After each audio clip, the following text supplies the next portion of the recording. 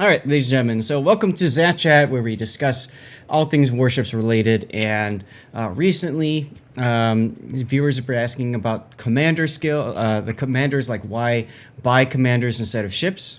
That was a really good video that we're going to be putting out soon. .tm. Hello, Yaka Diego. So let's now talk about commander skills. And let's discuss why these are important. And we'll talk about the what I like to call the core build, and then we'll move from there. Now, we're going to start at high tier. So we're going to start with tier 10, and then we'll move from high tier down to middle tier. Okay? Iron Mios starts us off right away with a really important question. How do we know what kind of cruiser it is? So in this game, as in real life, cruisers were classified based on the size of their guns. Yes, when it comes to naval ships, size did matter. Now, a heavy cruiser has guns that are 203 millimeters or higher, 203. 203 is 8-inch, all right? So if you're 8 inches, you are considered heavy. If you're above, you're considered heavier or sometimes even super cruisers. Never mind. If you are below 8 inches or 203 millimeter in caliber size, you are considered a light cruiser. So, for example, Smolensk has 130 millimeter guns. These are 5.5 inch, if I remember right. So that's considered a light cruiser. Plymouth. What does Plymouth have? 152s. These are 6-inch guns, so those are considered light cruisers as well. Now, for today's talk, for today's chat, we're going to discuss the heavy cruisers. Okay, so I had a heavy cruiser ready, and then I just lost it, but that's okay. Let's start with Goliath. Do I want to start with... No, you know what? I'll start with Des Moines. Des Moines is nice and easy and understandable. Now, for the most part, the super cruisers are going to use a similar build as well. So let me just put a random captain on here. Oh, wait. Hold on. I want to do the premium version of this. That way I don't have to respec and all that crap. So we'll go to Salem. Salem is also a heavy cruiser. Let's go ahead and throw this dude on from the Congress. He's 21 points. Now, when I talk about core builds, these are what I say you should immediately spec into right off the bat, all right? Generally speaking, if you get to tier 10, you want to make sure you have a 10-point captain right off the bat. And this, to be honest, is for any ship. It's pretty easy to get to tier 10, or sorry, to 10-point captains, okay? Beyond that, it takes a lot of grinding, but to get to 10, it's not too bad. Actually, to show you guys, demonstrate that, I'll go ahead and I'll pull in a 0-pointer right now, and if I wanted to increase his level to 10, it's 183 Elite Commander XP / free XP. That's not a lot to spend for most players. I know for newer players, that's a bit. If that's the case, you know, maybe you bump it up to 6. You could do that. Look, that's only 37,000. So, core build. The first skills that I always take in any cruiser, all right, is going to be last stand, because you want to make sure that if your engines are out or your rudder is out, you can still maneuver. Now, some people prefer using incoming fire alert because they get an idea of what's coming to them. All right, then you do that to taste, but I feel like survivability in cruisers is much more important than doing damage. So either of these two skills is good, but I always go last stand because at 2 points, I typically go priority target. Now, Coughlin, you here? The reason why I go priority target is because of the fact that I like to know when I am being torpedoed. And priority target helps you with that because if you have somebody using guns on you, then they switch to torpedoes, then they switch back to guns. It goes 1, then 0, then 1, or 2, then 1, then 2, etc., etc. And it's a very nice way of knowing when torpedoes are coming your way. Those of you who are watching me earlier play the Harbin, you saw me do that a couple of times when I noticed that my priority target number changed. So I like using priority target for that reason. That's part of my core build. I see some people in chat saying they don't go that way. Hey, you do you. If you don't want to go priority target, you could always do focus fire trading for better anti-air. Pyrotechnician I wouldn't start off with, and consumable enhancements could be useful on a radar cruiser. But again, for me, my core build, I always go priority target. Moving right along to our 3-point skill. For my core build, my first skill points that I'm going to put in, I'm going to go into Survivability Expert. Survivability Expert is going to be helpful because it's going to give me more hit points, which is going to help me obviously survive the battle better. So I like to go this way and then finally go to Concealment. It's totally up to you. If you don't want to do Survivability Expert and you'd rather go Superintendent so that you can get an extra heal, you can do that too. That's one of the differences between the higher tier heavy cruisers and mid and lower tier heavy cruisers is that most mid lower tier cruisers do not have a heal. So they are not, so you don't need to worry about Superintendent. At the higher tiers, having the extra radar, having the extra heal is very handy. Still, Survivability Expert, I think for most people, is where it's going to be at. And then Concealment, you always want to go at your 10th point. Now, once you finish 10 points, this is where you start filling it in with other skills that will enhance your ship's capabilities. Okay?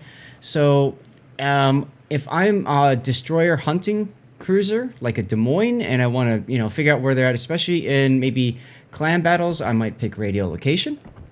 If I'm more of a spammy cruiser at medium to long range, like a French heavy cruiser, I might pick top grade gunner. Generally speaking, cruisers are all about doing damage and surviving as much as possible to do that damage. So I will typically go top grade gunner. As a matter of fact, if you were watching me on stream earlier, you saw I went top grade gunner with my Harbin. All right. After that, now we have, what do we have left? We've got 5 more skill points. 7 more skill points. Adrenaline Rush is always a good pick in any cruiser for that matter. Superintendent, this is where I'd go make sure I get Superintendent as well for the extra heal. And now I'm down to one choice. And this is where it comes in play. What kind of role do I see myself playing? If I'm playing as a heavy cruiser or maybe a Russian cruiser where I might feel like, but especially an American heavy or an Italian heavy like a Venezia, and I think I'm going to need to switch between my ammo types rapidly, then Gunfeeder is very handy. So if I've got a fully loaded turret, I can switch to the other type of shell and I can save a bit. Okay? And so that comes in handy. If you are playing a cruiser where you think, you're going to be playing medium to long range, incoming fire alert, you could take that and then you could save yourself. Sorry, I just clicked out of all that. You could save yourself from, picking a priority target if you wanted to, and you can go with a different 2-point skill. And this is where, taking your time and thinking about, your commander is a good idea. Yaka Diego, you say 10% radar time? Sure, you can do that. Right. So you can go that one instead, and then you can pick something else over here. Right. The thing is that there's a lot of flexibility in these kinds of builds. So, maybe you don't take Adrenaline Rush. If you want that, if you want to go full radar, boom, you can go full radar like that. So, it depends on what you're doing. But for me, the core build at 10 points is always going to be that. Okay, so that's going to be for like an American heavy cruiser. For like a British heavy cruiser, these are 234s. This is a Goliath. I don't want to use Goliath. Plymouth is a light. Where's the other one? Gibraltar. Gibraltar is a heavy cruiser as well because it's got the 234s. Now, Gibraltar is unique in that it can only fire AP shells. So if you're doing that, let me just... Nope, this guy's already set. Hold on. Just put this guy on. Now, for Gibraltar, because it does AP only, you see a lot of skills here are X'd out, right? And Gibraltar doesn't have torpedoes either, so you can't take torpedo skills. So once again, I'd go Last Stand. I would go priority target. I'd go survivability expert because it does, if I remember right, have a super heal. Chat, correct me if I'm wrong on that. And then I'd go concealment member. So again, there's my core build. And then from there, I want that heal and I want that smoke. So superintendent will come in very handy for Gibraltar.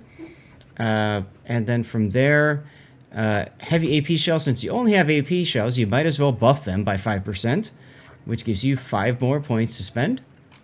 Again, it's up to you. Do you want to go top grade gunner and maybe grease the gears? Very handy for going after destroyers. Do you want to go radio location so you know where the enemy is? Do you want to go adrenaline rush and then consumable enhancements? There's some choices for you. But again, it's all about the core build in this video, and that to me is my core build.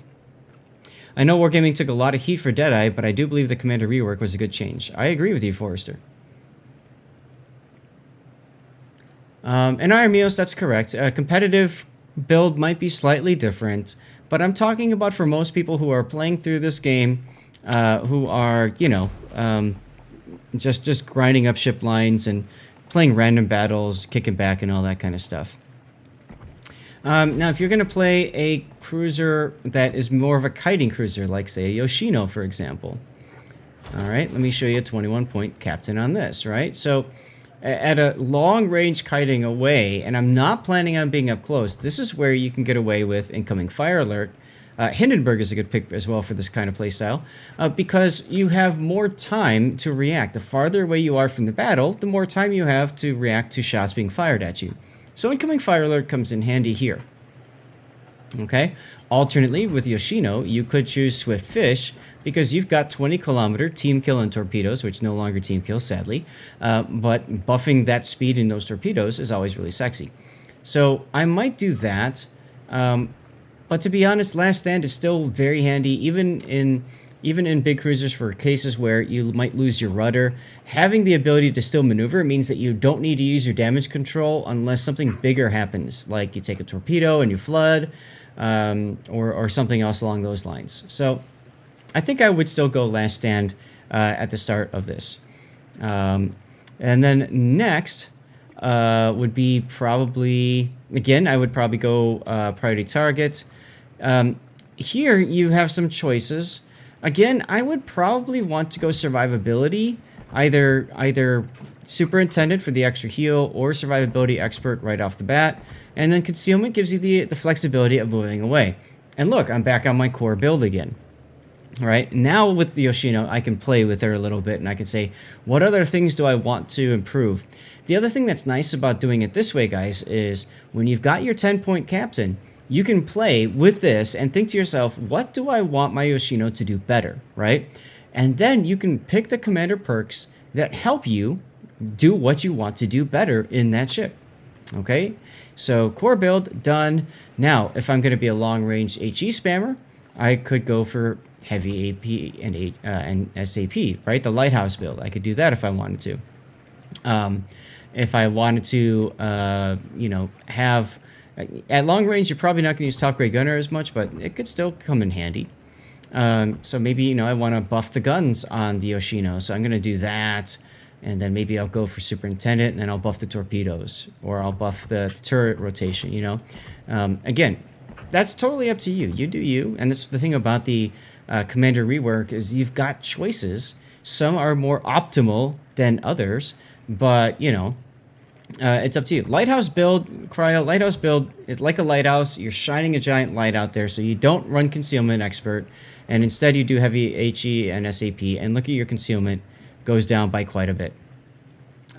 So, I mean, you could, do something like that, and you're always spotted, but you're always turning. You know who's targeting you. A lighthouse build might be better with incoming fire alert, frankly. So you can go something like that. But the idea with Lighthouse is, it's the anti-concealment build, exactly right. Okay? Yak Diego, if you're good with spotter plane, then sure, you can do spotting plane. But, again, that's on you to decide what works best for you. So when we're talking about these skills, we're literally only just talking about that core build.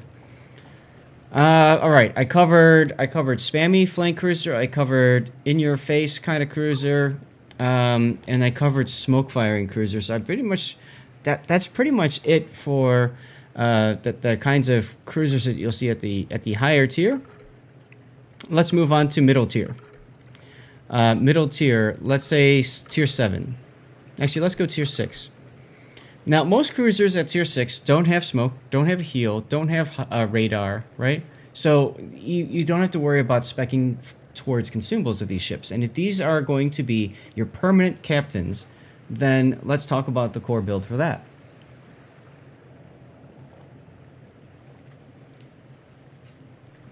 Well, Simboto, that's the thing. Everybody's a little bit different, and, you play based off of the way that you go. So if you don't go with one skill, that's perfectly fine. So let's talk about what's a good one that we can hit on here as a heavy cruiser. Molotov. Molotov's a good example of a heavy cruiser. It's got, well, technically it's not a heavy cruiser. It's got 180 mils. All right, Pensacola. Pensacola, the OG American heavy cruiser right here. These are 203 millimeter guns. It's got 10 of them. Crazy thing about the Pensacola is, if you notice, her bigger turret is super firing over the smaller turret, which is unusual. Usually it's the other way around. I don't remember exactly why the designers had to make it this way, possibly because of the extra width required of a triple turret versus a double. But fun historical story for you, the Pensacola ended up being extremely top-heavy, and as a result, in further lines of the class, like the Indianapolis, for example, what the designers did was they removed one whole turret altogether, and they gave her 3 triple turrets instead. And by doing that, there was less weight higher up, so that made her handle better in the seas and stuff like that. The under turret barbette of the triple, right? That's what I was trying to get at. Exactly right. It wouldn't fit here with everything else that was necessary. So, thank you, Cthulhu. So, anyways, let's talk about the core build for a heavy cruiser like the Pensacola. So, for Pensacola, once again, last stand. If I lose my engines, I still need to maneuver. If I lose my rudder, I still need to maneuver. Like, those are really important for me. Priority target. I want to know how effed I am. Survivability expert.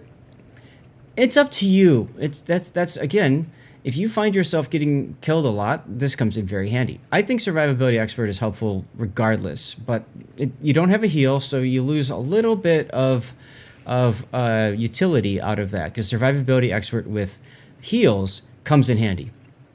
Obviously, concealment is what you're going to go. And take a look, guys. Here's my core build for the high tiers again. Now, at middle tier, what changes is, since you don't have a heal for most of your ships, you don't have a heal, there's really no need to spec into Superintendent. And that gives you freedom to go for more damaging perks. So I would definitely go for, say, Top Grade Gunner, Adrenaline Rush. And with Pensacola, this is a 19-point captain, so I've got 4 more points to use. You could go Heavy AP and Grease the Gears. That's probably how I would spec out the Pensacola. Because to me, Pensacola at the medium to low tiers, AP is where it's at with heavy cruisers, because these things can absolutely smack enemies that are showing broadside. So you want to take advantage of that. Okay? So, and as Happy Feet is commenting, yes, turret traverse is really poor in the Pensacola. It's actually been buffed quite a bit than where it used to be. It used to be even worse, guys. And her concealment was ridiculously high, too. So, Grease the Gears is definitely helpful. The only problem is that, to me, I'd rather go survivability, because the more I survive in a battle, generally speaking, the more influence I'll have on that battle. So, to me, that's kind of important. But, this is how I would probably spec a heavy cruiser in the middle tiers. More damage, less worry about survivability, and less worry about consumables as well. So that's one thing that's kind of nice about heavy cruisers in the middle tier, is that you are really your damage dealing expert.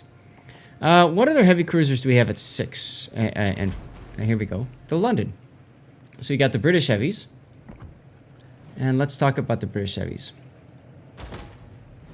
All right, so British heavies, again, 203 millimeter guns. Now, this time, they do have a heal. So this is, once again, I'm going to do my core build.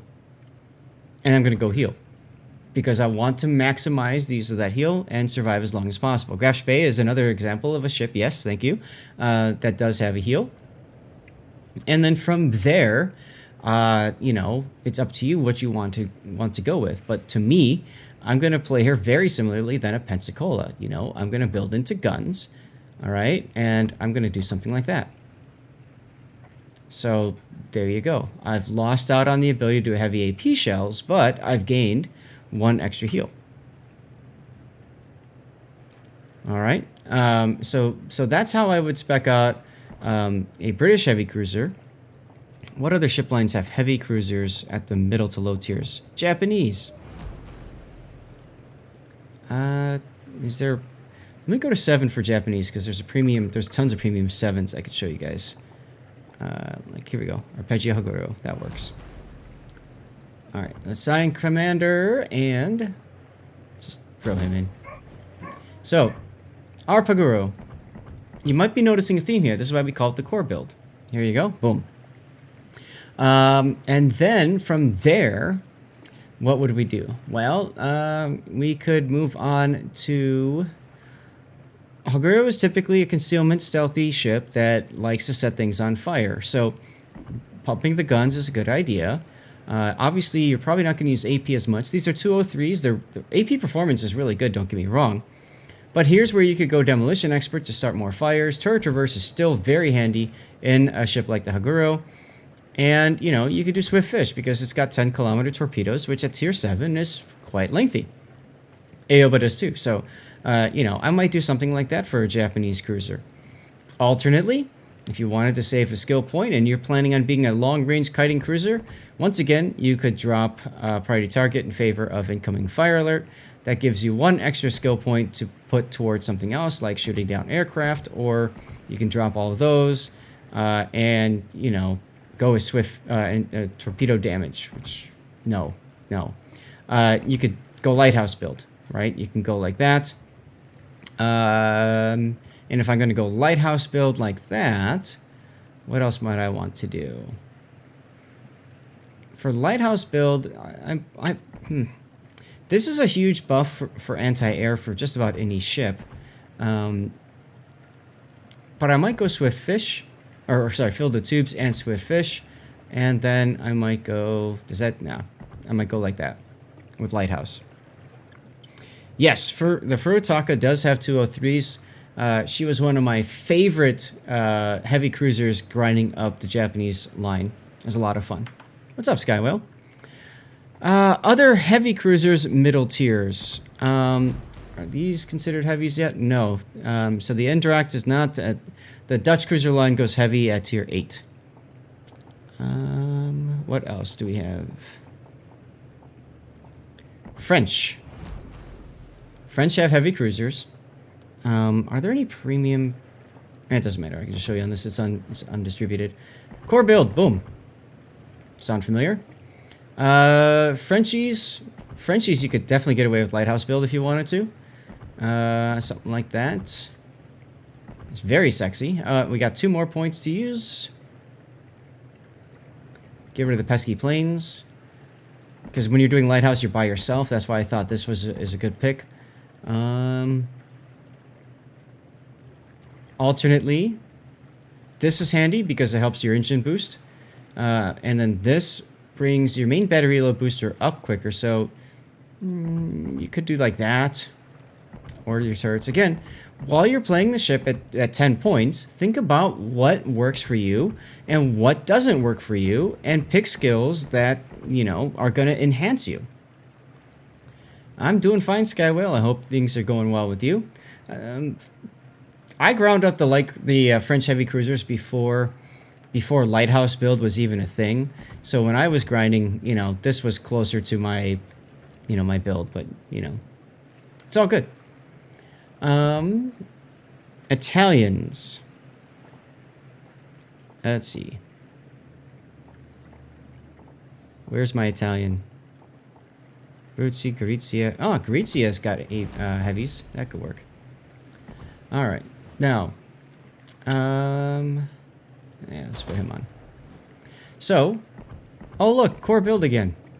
And then, once again, I can branch off. For this guy, I'm going to be shooting AP and... Is it SAP? Yeah, it's SAP. So you could go Lighthouse, but for a ship like the Gorizia, I find that the AP is really nice, so maybe you can do that. Or if you don't know what kind of ammo type you want to be focusing on, you could choose alternately. Superintendent gives you another smoke, but the fuel smoke takes so long to reload. I don't value that as much as I value my gun, my gun skills. Having 10% longer smoke time is really nice. And anti-air is good for the Italian cruiser, so you can always buff that a little bit. Or you could go with grease the gear so that your turrets turn better, and gun feeder to switch between SAP and AP. So that can work too, right? I think that covers all of the heavies at mid-tier. Chat, let me know if I'm missing any. Those are 150s. Well, and that's the thing too. We talked about before, right? That in the last video we talked about last Zath Chat. We talked about the special commanders have extra perks that enhance things like gun feeder or grease the gears or whatnot. So at tier 10, you definitely want to put those guys up there. You could put them at the mid tiers if you don't really like to play tier 10 that much. But the problem is that Wargaming likes to shove you into tier 10 with clan battles, with ranked, with other modes. So, York's got 2 10s. Those are considered heavies. Sure. York is an interesting cruiser because she's got such high range for tier 7. You could definitely go Lighthouse build on her if you wanted to, and just be a real pain in the butt. Now, notice how they say you shouldn't take IFHE, and that's because your shells will penetrate 53 millimeters of armor already. If you spec into that, you now penetrate 66. There's no reason for taking IFHE. By the way, you notice how I haven't taken IFHE on any ships, which reminds me, I should go back to the the French for a sec, but I'll do that in a moment. Let's see. So I would probably build her for something like this as a long-range HE spamming ship. If you prefer to play her up close and personal, then full core build plus adrenaline rush plus top grade gunner, and then probably heavy AP shells and grease the gears. That could be very handy for you. So, would I do Congress different from Alaska? Nope. Because if I remember right, Congress also has... Let's go to 8. If I remember right, Congress also has the... where is it? Also has a heal. So if it's got a heal, then you're going to play that in a certain way, right? So here is the Congress. She does not have a heal. But she does still have the... No, she does. What am I thinking? She does.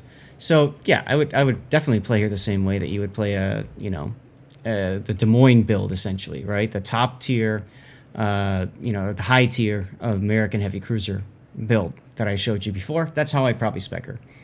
But this game, there's a lot of options that you can pick, and then of course don't forget you've got equipment choices too. Generally speaking, I'm going to go main armaments. There's really no reason to go with any of these other ones for any of the heavy cruisers, unless like Yaka Diego, you like spotting aircraft a lot. Like if you're playing super far, like Yoshino, but generally speaking, I don't find that as helpful. Tulsa's fine, DJ. You're going to want to go, if you've got the ability to carry radar, you're going to want to buff the radar, of course. But, generally speaking, for Congress, because she doesn't lose her engines that much, I have damage control. But for most of your heavy cruisers, you're going to want engine room protection because you don't want to lose your engines. And combine that with Last Stand, chances are you won't lose your engines that much. Aiming is the bread and butter for heavy cruisers because you absolutely want to get those shells as tight as possible to hit the citadels. Now, I've gone steering gears. You have your own decision to make there between propulsion or steering gears. Generally speaking, propulsion is considered better. As a rule of thumb, I look at my maneuverability for my ship, and I look at the rudder shift time. If the rudder shift time is above 10 seconds, I will run steering gears because I want to get that ship a little bit more maneuverable. Let me drop steering gears for a second. You can see the rudder shift time is 13 seconds. 13 seconds, that means that's an extra 2.5 seconds to go from middle all the way hard over. Now, most of the time, you're not going middle to hard over. You're going from hard over one way to hard over the other way. So you need to double that time, which means that going to steering gears will save you 5 seconds total on a 180-degree flip for your rudder. That could mean the difference between dodging a torpedo. That could mean the difference between getting citadeled or not getting citadeled. So generally speaking, it depends on the ship that you're using, but I like to use steering gears if rudder shift time is over 10 seconds. If it's under 10 seconds, that's up to you. So Wichita, for example, rudder shift is 6. There's no reason for me to go steering gears, okay? It's just not going to help. You know, let me show you. 4.8. Oh boy, I gained 1.2 seconds. That's going to be huge in a match. It's much more important in a match to be running propulsion if you've got a pretty quick rudder, because you can use the WASD hacks of the A and the S, slowing down, speeding up. Okay? Yes, BBs do need to learn to turn, yes. If you're open water, shooting steering gears is very good avoiding damage in general. So if you're going to be an open water ship and you're going to do lighthouse things, then what you might do, let me show you on my favorite open water ship, the Hindenburg. What you might end up even doing is dropping concealment altogether and going double rudder. Because now what you do is you make it even more difficult for you to be hit. Take a look at my my turning time now is 7.3. You can go to the double rudder here. And 5.8. Note I've gone for range instead of reload because I'm playing this as a lighthouse build, which means that I want that range so I get the extra room to maneuver. You know, it's totally up to you how you want to play your ships. I would say, you know, at the very least, pick out your equipment because that's just credits. You don't have to grind too much for that. Build your commanders to 10 points. Use that core build, play the ship, think about what characteristics the ship has in store for you and what you would like to do differently with those characteristics, and then start building your commander. But plan this out, because if you screw up, it's very expensive. If I click down here and I say I'm at 19 points and I screwed this up, that's 450 doubloons, or it's 180,000 elite commander XP. Ouch. So, you know, there you go. So chat, thanks for watching and listening through, and of course sharing your thoughts. Later on this will go to YouTube. Those of you on YouTube, I'd love to know your thoughts as well. Do you agree with the build? Do you disagree? Why not? It's always fun because this is one of those things that are very personal to players. Everybody's got the way that they build ships, and to them works right. Oh, Cthulhu, that's a good point. You could also try it out on public test. That's a neat idea, sure. And there is a source that I've used for commander builds. I'll share that with you guys. Do I have it? I thought I had it. Ah. Here it is. It's a Google Doc. I didn't build this, but this is very handy for any commander skill. And I'll put that right there. And then I'm going to put that also in my notes for when I put this video out to YouTube. That's the full link there, and it might be cutting out. It looks like it's cutting out. Just copy paste that whole thing into a URL. Don't click on it. Copy paste the whole thing. Hey, there you go. Congratulations. I'm glad to hear that the new Sashimi video was helpful for you.